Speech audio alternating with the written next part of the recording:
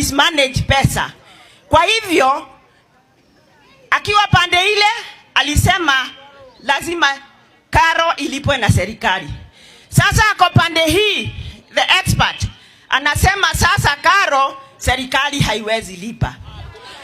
When you finish the education of our children, you are finishing our future. The country has no future. Itakuwaje?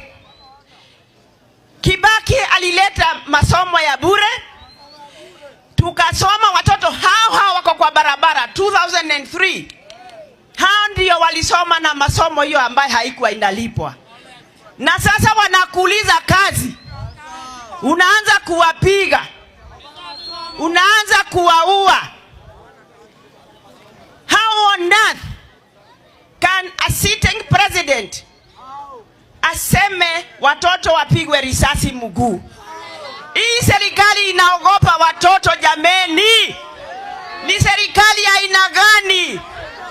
Alituuliza mnataka atoke namna gani? Mimi namuuliza Ruto, uliingia aje? Sini sisi tulikuweka pale? Sini sisi tutakutoa? Kuna namna ingine? Utufunge, utufungue kesho. Wimbo ni hiyo ya kwamba ni one.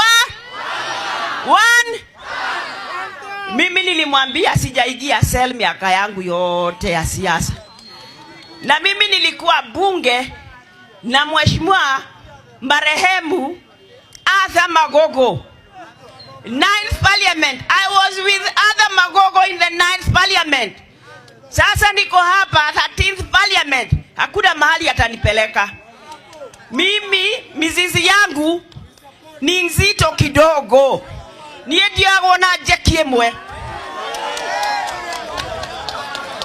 Na dio do itare mweraga.